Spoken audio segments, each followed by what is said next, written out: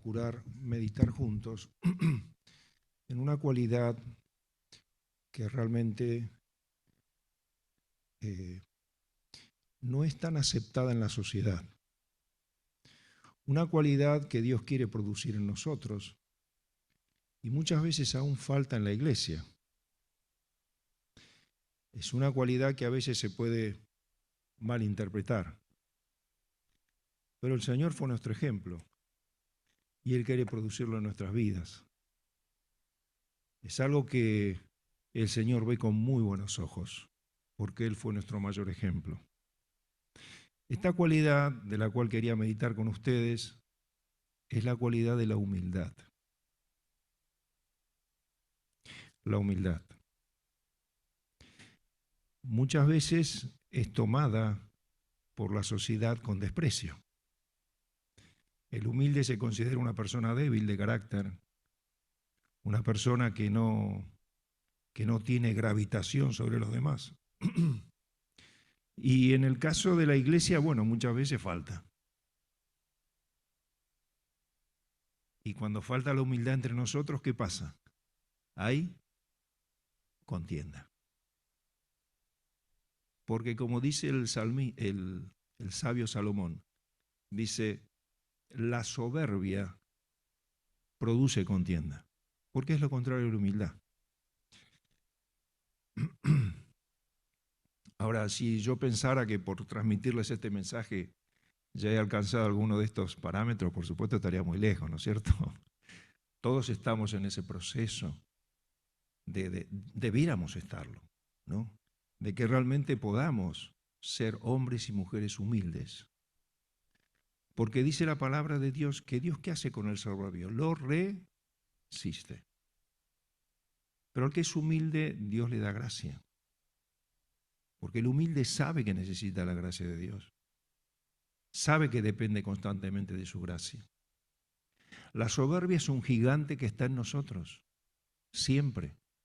No importa los años, sobre todo en aquellos que tienen un poquito de gravitación en la congregación que tenemos, me voy a incluir. La soberbia está en nosotros y muchas veces toma un lugar destructivo en la congregación. Sin embargo, la humildad es aquella que une, es aquella que busca, es aquella que se sujeta a Dios. Proverbios 6:16 dice el Señor de cosas que Él no tolera. Y empieza con la más importante. Dice, 6 cosas aborrece Jehová y aún 7 abomina su alma. ¿Con qué comienza? Los ojos altivos. Es lo primero, hermano. Por eso siempre nos tenemos que revisar en nosotros. Señor, la palabra que voy a dar, ¿de qué corazón nace? El pensamiento que voy a compartir, la obra que voy a hacer, ¿nace de mí o nace de la gracia de Dios? Porque si nace de la gracia de Dios va a ser para edificación, para restauración, para ánimo y para gloria sobre todo del Señor. Gracias, Kire. Del Señor.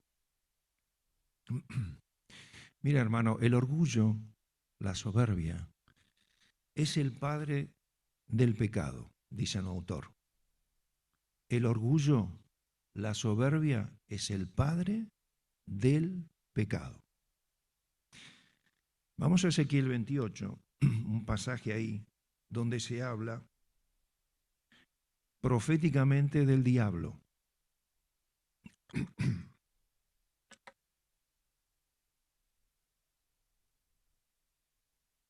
Vamos a arrancar desde el versículo 13.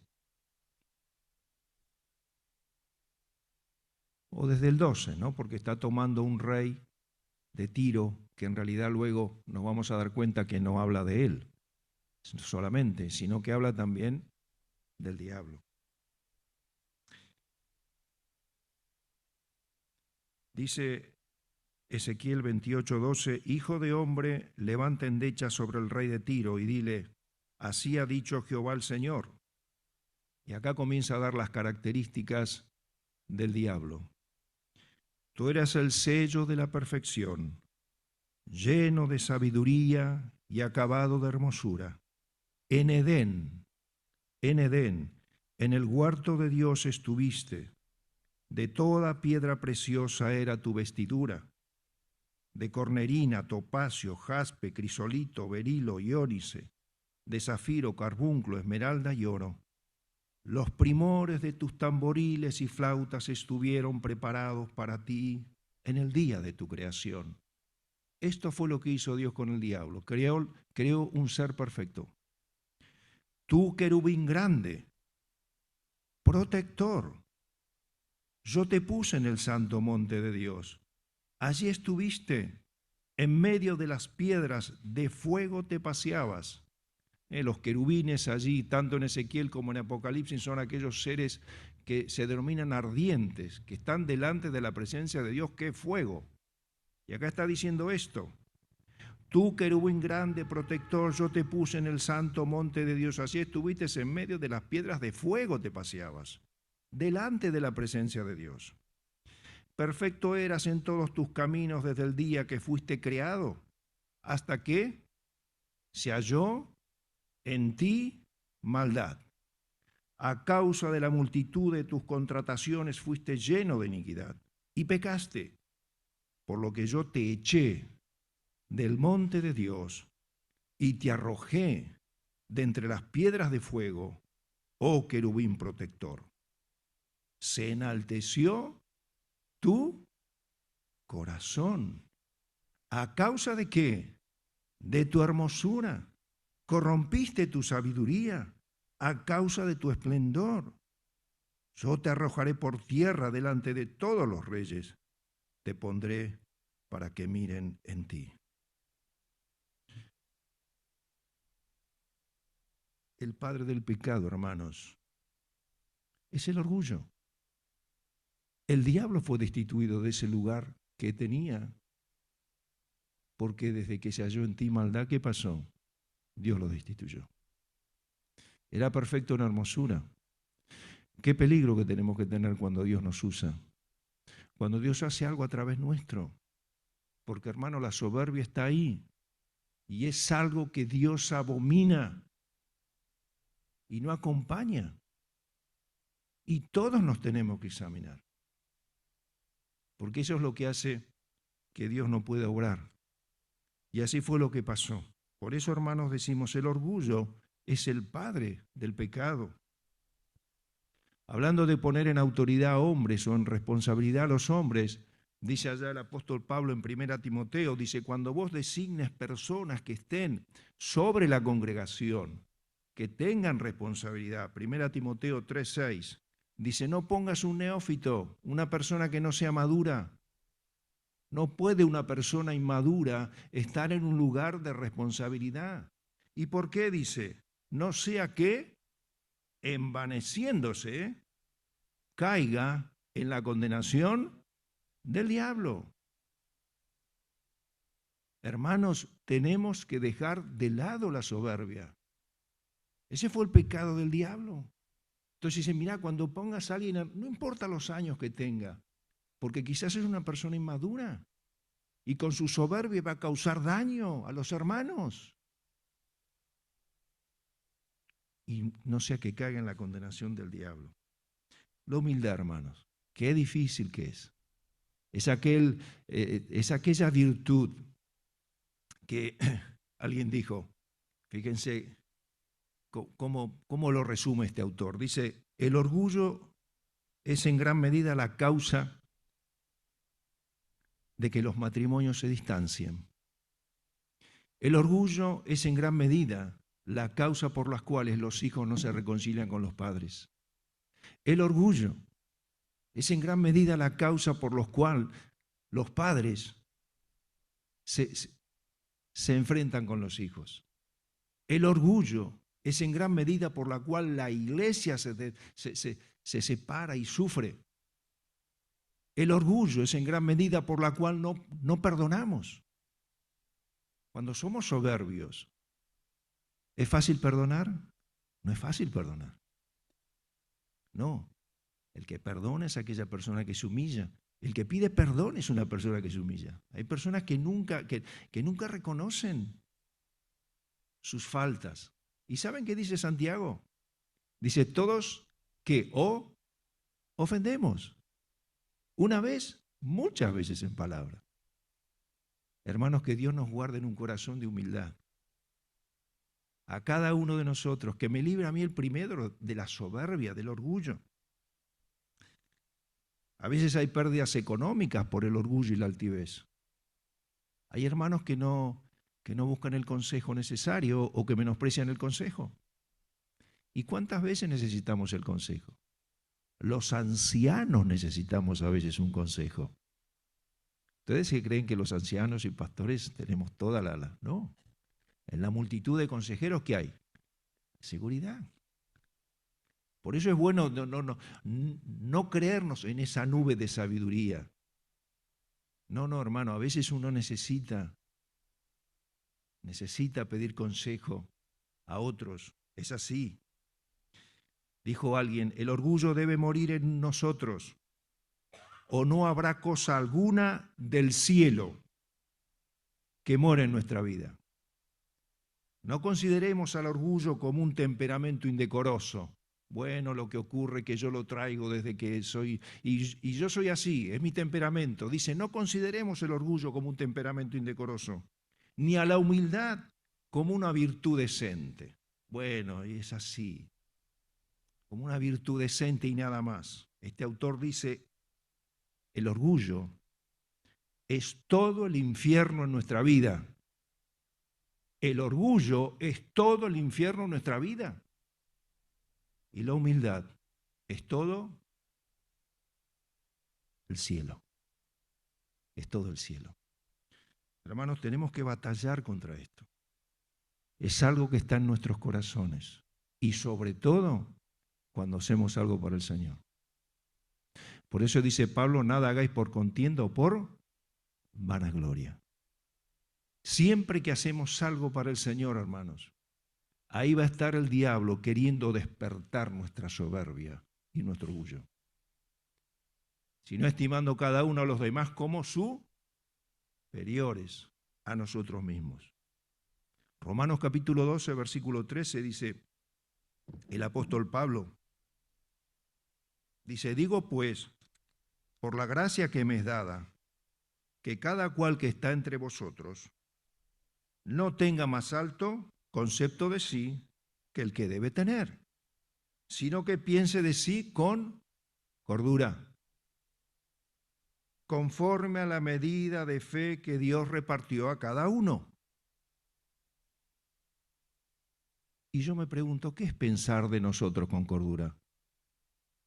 ¿No? ¿Cuál es el límite con el cual Dios quiere que yo piense de mí? ¿Cuál es la cordura espiritual con la cual yo, hijo de Dios, debo pensar? Bueno, 1 Corintios 15, 10 dice así el apóstol Pablo, hablando de él mismo. Él dice, pero por la gracia de Dios soy lo que soy. Y su gracia, cuando habla de la gracia de Dios, está hablando de todo lo que proviene de Dios, no de lo que proviene de nosotros. Dice, yo soy apóstol, enseño a la congregación, edifico a los hermanos, fundo iglesias por la gracia de Dios. Eso está diciendo. Dice, pero por la gracia de Dios soy lo que soy. Y su gracia no ha sido en vano para conmigo. Le di lugar a la gracia de Dios. Hermanos, todos podemos ser utilizados como el mayor de los hombres y mujeres de Dios. El tema es que hay que darle lugar. Él dice, su gracia no fue en vano. Dios hizo una inversión de gracia en mi vida. Yo le di lugar. Su gracia no ha sido en vano para conmigo. Antes he trabajado más que todos ellos. Tremendo. Pero dice, no yo, sino la gracia de Dios en mí.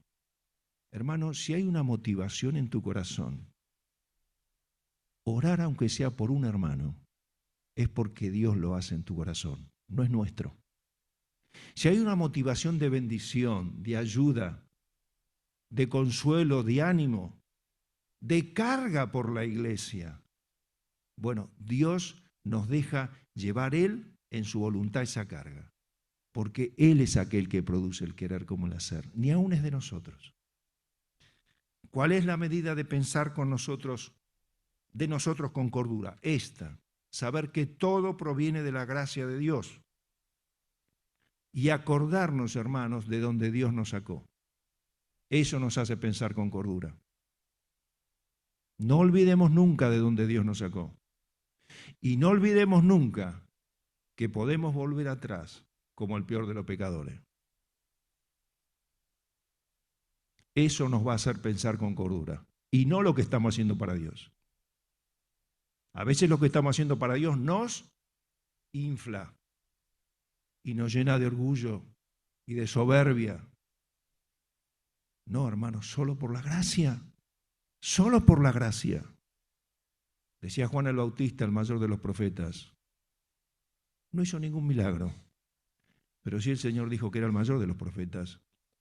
Dice él, conviene que yo mengüe, para que Él crezca. Para que Él crezca. Entonces, hermanos, decía también el apóstol Pablo, 1 Corintios capítulo 15, versículo 9 al 10, dice, porque yo soy el más pequeño. Y esto no era retórico, él lo decía realmente. Él sabía que todo lo que hacía no era él, era la gracia de Dios. Por eso era una persona humilde. Dice, yo soy el más pequeño de todos los apóstoles. Antes había dicho que había trabajado más que todos, ¿no? Ellos. Pero, ¿desde dónde lo decía? Que era la gracia de Dios. Por eso él puede decir acá, Señor, yo soy el más pequeño de los apóstoles, que no soy digno de ser llamado apóstol. ¿Y por qué? Porque perseguí a la iglesia de Dios. Esto le hacía pensar a Pablo con cordura, lo que él podía llegar a ser y lo que había sido. Señor, si no es por tu gracia, yo me volvería atrás. Dice 1 Timoteo capítulo 1, versículo 15, dice, palabra fiel y digna de ser recibida por todos, que Cristo vino al mundo para salvar a los pecadores, de los cuales yo soy el primero. Soy el más importante porque perseguí la iglesia de Cristo. Oh, hermano querido, por favor, que no nos olvidemos, por lo menos que yo no lo olvide, que cada uno de nosotros sepamos que si algo somos o algo hacemos, es por gracia de Dios, no es por otra cosa, es porque Dios toma lo vil, lo menospreciado, seguimos siendo vil, de no ser por la gracia de Dios, que nos sostiene.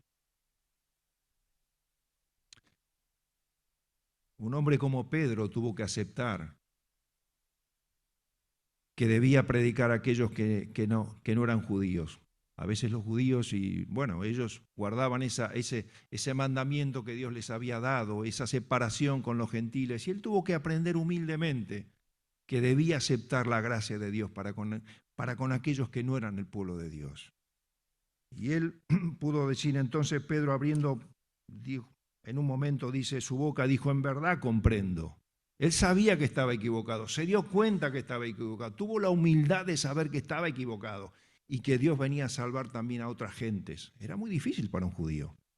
Pero él dijo, en verdad comprendo, qué bueno que es saber que no entendemos toda la verdad, que hay momentos donde tenemos que revisar la verdad, que hay momentos donde tenemos que seguir conociendo a Dios, que no sabemos todas las cosas. Y Pedro en ese momento pudo decir, en verdad comprendo ahora que Dios no hace acepción de personas, sino que de toda nación se agrada del que le teme y hace justicia. Él entendió que Dios había venido a salvar al mundo.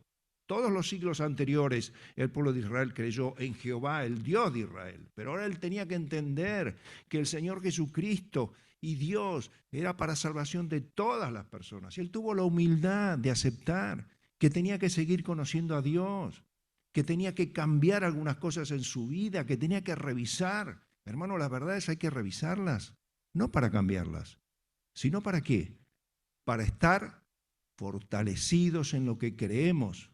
No solo creemos lo que creemos porque nos lo han enseñado, creemos lo que creemos porque nos hemos persuadido en eso. Y nos tenemos que persuadir todos, no solamente los ancianos y los pastores. Todos los hermanos tenemos que estar persuadidos de las verdades. Y si hay que decir, ahora entiendo, y sí, ¿por qué no? Ahora entiendo. Estar dispuestos, hermanos, humildemente a saber que no lo sabemos todos.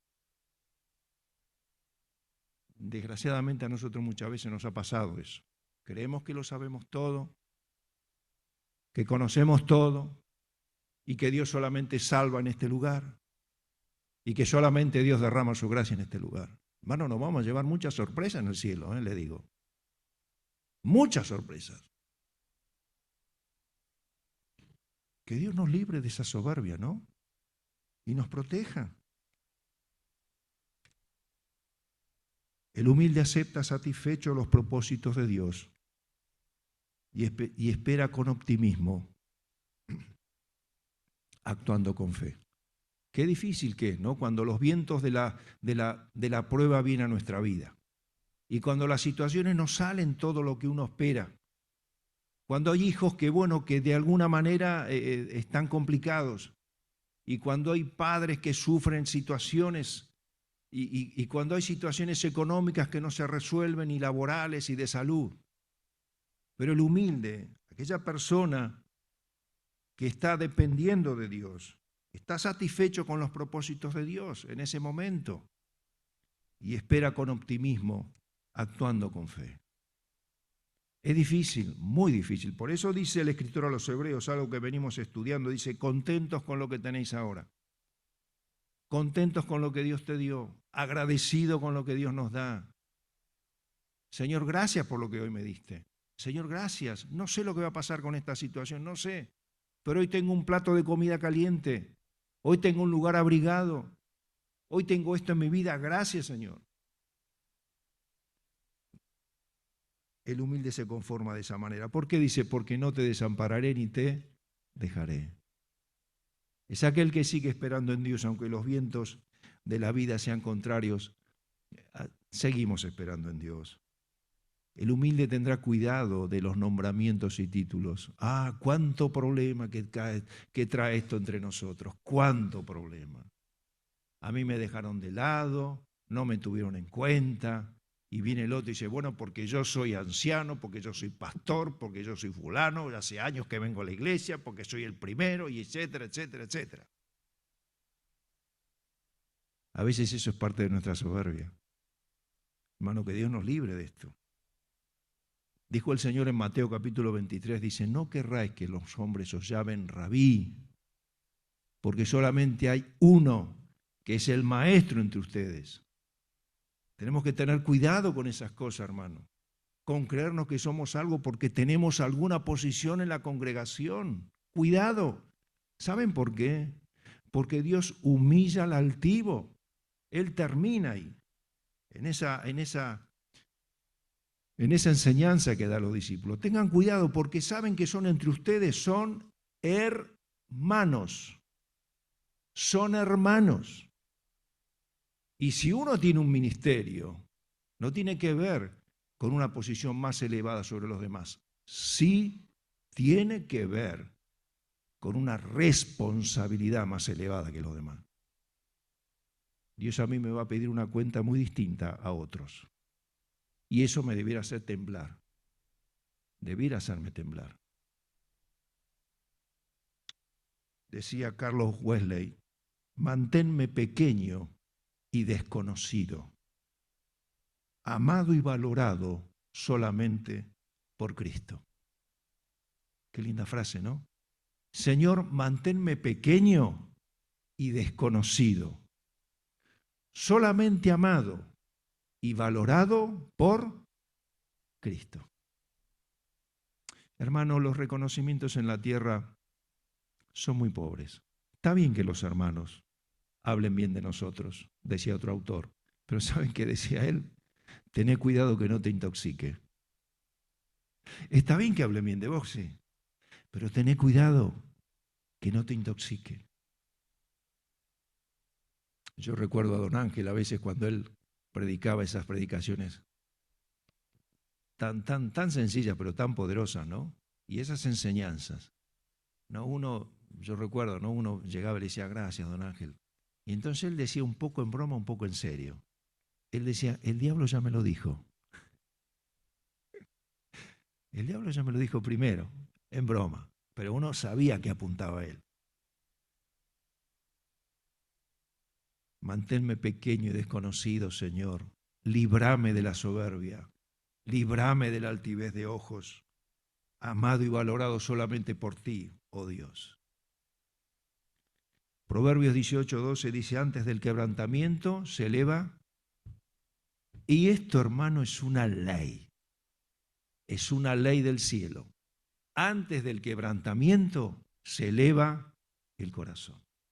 Por lo tanto, cuando vos y yo, en primer lugar yo, porque yo llevo la bandera, como decía un predicador acá en medio nuestro, yo voy adelante, tengo que tener cuidado que mi corazón no se eleve. ¿Por qué va a venir el quebrantamiento? Porque Dios resiste al soberbio y da gracia al humilde. Cuando el Señor hizo la multiplicación de panes, 5.000 personas, alrededor de 5 millones, perdón, 5.000 personas, qué locura. Quiero hablar rápido por el tema del tiempo. Cuando hace la multiplicación de los panes, ¿no? Bueno, 5.000 personas comieron en un lugar desierto. ¿Saben los discípulos todas las palabras de elogio que habrán recibido? Muchos habrán enterado cómo fue el milagro, otros no, porque estaban lejos. Resulta que la comida empezó a multiplicarse, empezaba a venir, se empezaban a llenar. Después, ¿qué hizo el Señor? Después de semejante milagro, 5.000 personas los metió en un barco y los llevó a una tormenta. ¿Y allí qué les pasó a ellos? Tuvieron miedo. Y uno dice, Señor, ¿por qué esto? Porque tenían que aprender que ellos no eran nada y que tenían que seguir dependiendo de Dios. Habían sido muy utilizados por Dios, claro que sí, en ese momento, pero existía el peligro de la soberbia. El apóstol Pablo dice, Señor, tú me has dado un aguijón, 3 veces oró para que el Señor se lo quite. ¿Y qué le dijo el Señor? Bástate mi gracia. ¿Y por qué le dio a Pablo el aguijón el Señor? ¿Saben por qué? Porque él había sido elevado hasta el cielo. Había visto cosas que nadie de nosotros podía ver. Y eso podía ser en él una actitud de orgullo y de altivez. Y el Señor prefería el dolor en su cuerpo que la altivez en su corazón para Pablo. Y a veces Dios nos trae estas cosas a la vida, situaciones que no se solucionan, cosas que continúan con nosotros. ¿Para qué? Porque Dios dice, mirá, es más importante detener el orgullo en tu corazón que quitarte esto, porque el orgullo te va a destruir. ¿Nos gusta? No nos gusta, pero a veces ese es el camino. La soberbia es una de las primeras cosas que Dios abomina. Seguimos adelante, ya terminando.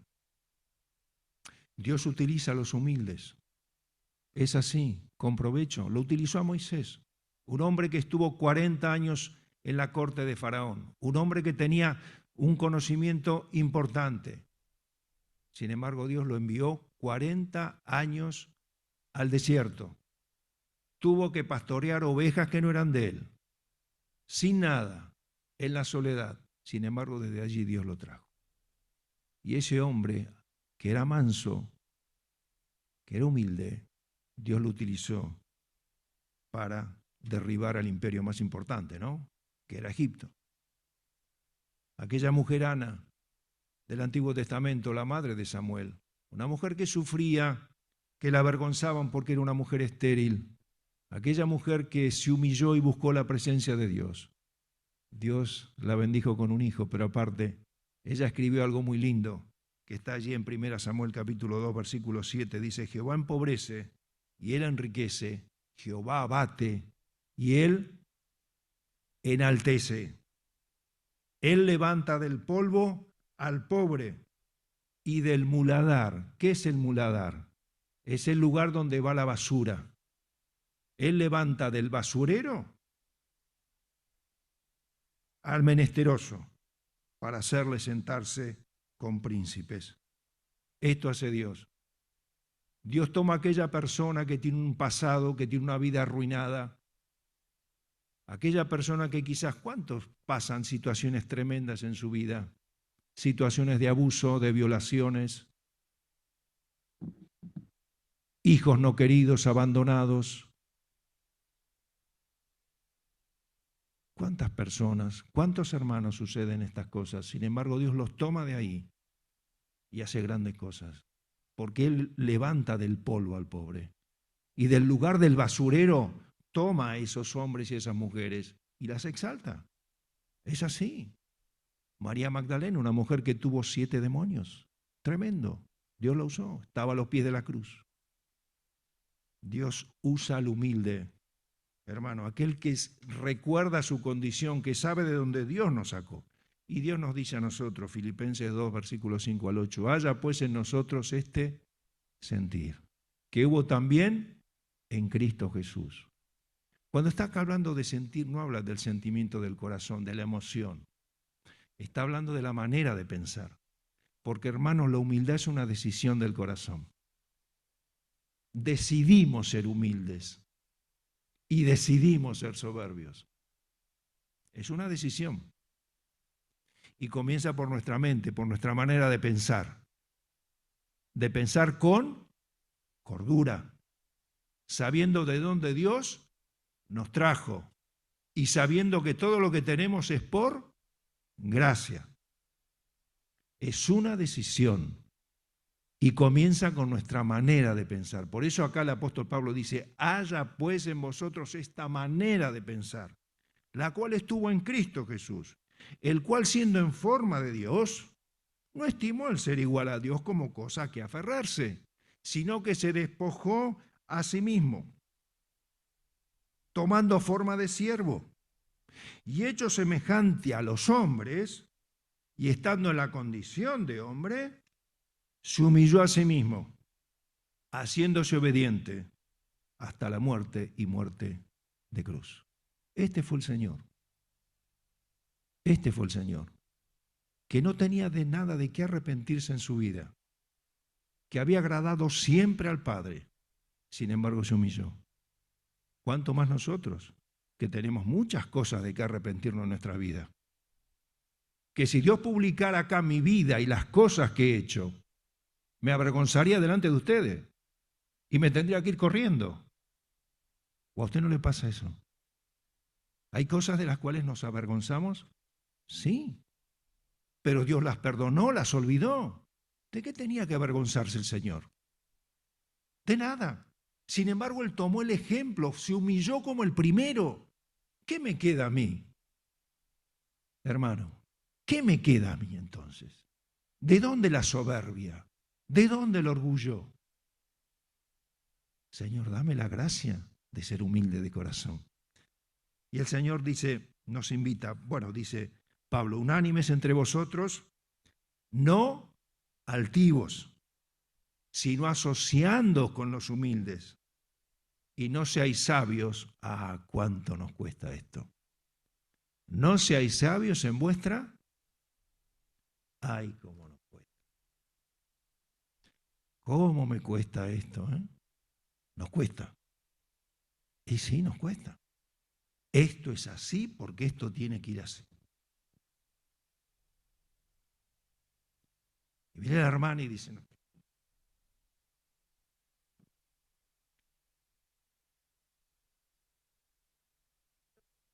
¿Qué pasa? ¿Qué pasa después? Pero no, pero preciso así. ¿Pasa o no pasa? Pasa. Lamentablemente pasa. Hermano, la verdad no la vamos a vender. ¿Saben por qué no la tenemos que vender? Porque costó la vida de Cristo. Y Dios me va a demandar. La palabra hay que seguirla, claro que sí. Pero hermano, a veces somos sabios en nuestra propia opinión. Y me dice, mira, ¿no será que quizás estoy equivocado en la manera en la cual tengo que hacer las cosas? Las cosas hay que hacerlas muchas veces, pero quizás de la manera correcta. Pero qué hermoso que es, porque el Señor nos invita a ir a Él. Nos invita a ir a Él. El humilde depende de Dios en oración, El humilde busca respuestas en la palabra de Dios, el humilde pide consejo, el humilde espera en Dios, el humilde no atropella, no se lleva por delante a los hermanos, no responde apresuradamente. Dice, mira, esto yo no sé, lo voy a estudiar. Discúlpame, pero no. Y entonces uno va, lo estudia y después responde.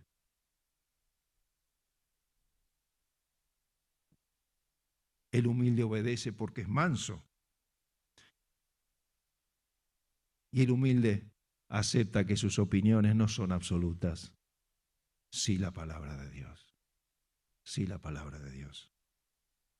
Y terminamos, ¿no? Cuando el Señor en Mateo 11, 28 al 30 dice, venid a mí todos los que estáis trabajados y cargados. ¿Cómo me hace trabajar y cargar mi orgullo y mi soberbia, Señor? Oh, Señor, es una lucha constante que tengo. Bueno, el Señor nos invita y nos dice, venid a mí. Y yo os haré descansar. La humildad hace descansar el alma, la soberbia no. Llevad mi yugo sobre vosotros y aprended de mí que soy manso y humilde de corazón. Y hallaréis descanso para vuestras almas, porque mi yugo es fácil y es ligera mi carga. Hermano, yo no sé cómo está tu corazón, eso Dios lo sabe. Y Dios sabe cómo está mi corazón. Dios sabe con la intención con la cual yo estoy diciendo estas palabras. Él lo sabe, porque Él mira mi corazón. Ahí está, delante de Él. Bueno, hermanos, que Dios nos haga humildes, ¿no es cierto? Y mansos, como el Señor. Nos ponemos de pie.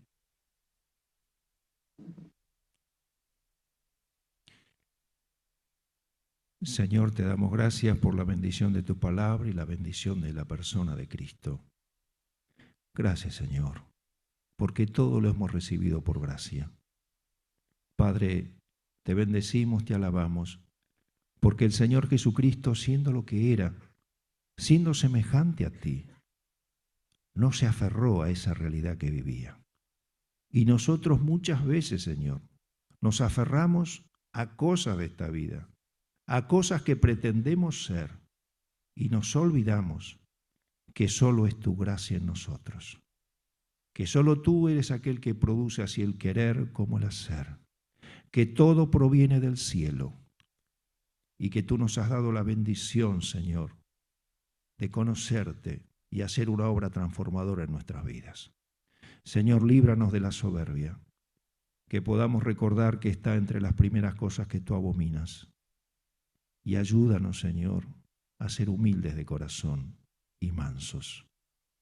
Líbranos, Señor, de ofender, de hacer tropezar a los hermanos. Ayúdanos a hacerles de bendición.